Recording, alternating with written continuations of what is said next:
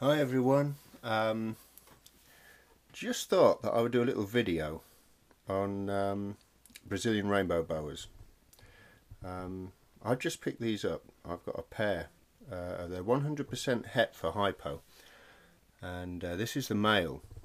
I've just changed his water, and they are, without a doubt, in my opinion, one of the most beautiful species of snake that you could own.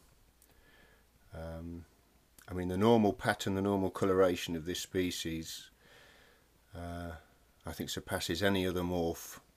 The hypermelanistic, the anery, and so on. I think that just the normal phase is absolutely gorgeous. They're one of the very few snakes, if not the only snake, that actually change colour as well.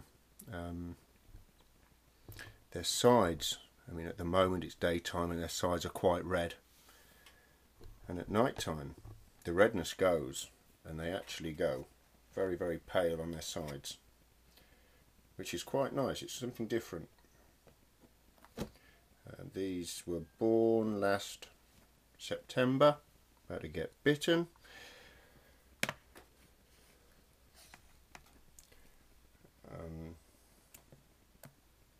Here we go.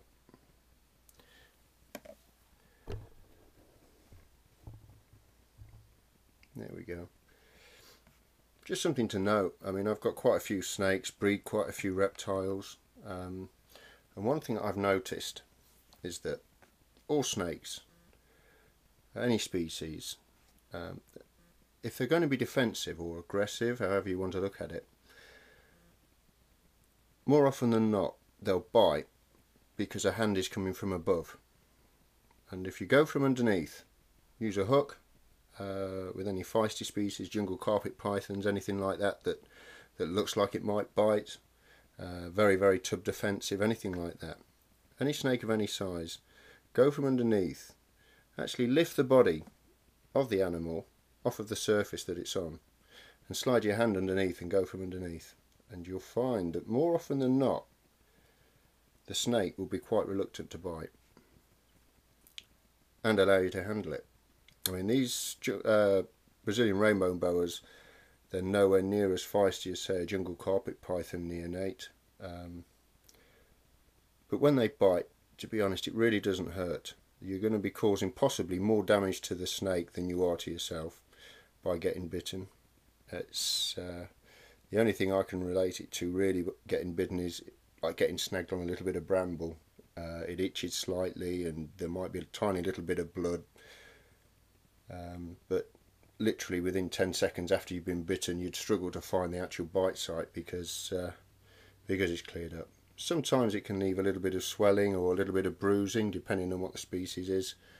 A lot of the species that are non-venomous, they do actually have anticoagulant within their saliva, which means that you can bleed a little bit more than normal before the clotting agents get to work. And can also leave the bite site a little bit red, sometimes a little bit bruised. But that's the same with our saliva. If we actually had a syringe and took our saliva and injected it underneath our skin, it would leave quite a lot of bruising. And that's a similar kind of thing. The enzymes and the proteins that we actually have in our saliva work in a similar way, breaking down food. But I just picked these two up. They've been with me about a week. So I've given them a week to settle in before doing a video, but I thought I'd show them off because I think they're a really, really nice species. I've been breeding and keeping reptiles now for about 10 years, and I've never had a Brazilian Rainbow Boa, and this is one of the species that actually got me first interested in keeping snakes. So why it's taken me 10 years before actually owning this species, I don't know. I can't answer that, but I've got a pair now, and I'm looking forward to raising these up, getting them fed up, and breeding them. Another thing to note with this species is it's quite easy for you to overfeed these.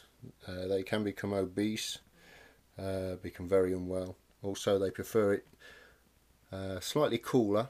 I mean, in my snake room, it hovers at about 80 degrees but I've got them in a place where the range is about 78, and it doesn't get any hotter than like 82 in the warm end for them of their tub, which obviously, as you can see by the size of the tub, there's not a lot of gradient can be achieved with this. But they seem to be doing really well, settling in fine. They seem very active, nice and bright. The female came to me the day after she came. She shed out, and shedding one, had no problems, no issues with the shedding. The humidity range for these is slightly high as well, which is something to consider if you're thinking of keeping this species. They prefer it to be at about 75–85% humidity. They do quite well. But you've also got to be careful of producing too much humidity for this species. That will also kill them, just the same as too little humidity. So something just to be aware of. What I do is I've got a damp hide, which the snake's going in now, which is an old waxworm tub, and I've got a damp piece of tissue paper in there that I just spray, make sure that it's damp. I don't want it wringing wet, I just want it damp. They've got a nice sized water bowl that's large enough for them to immerse themselves. That goes in there. And yeah, they seem to do quite well with that kind of setup, or seem to be doing quite well with that kind of setup. The guy that I bought them off, he keeps them in this setup, which happens to be the same Cornish crisper 3 litre tubs that I use for all my hatchlings. He has the same kind of system, and he's been breeding these for a number of years now, that both the normals and the hypermelanistics and the hets, and yeah, they seem to do quite well with this kind of setup. But I spray them about once a day, very, very fine spray, don't overdo it, and yeah, they seem to be thriving.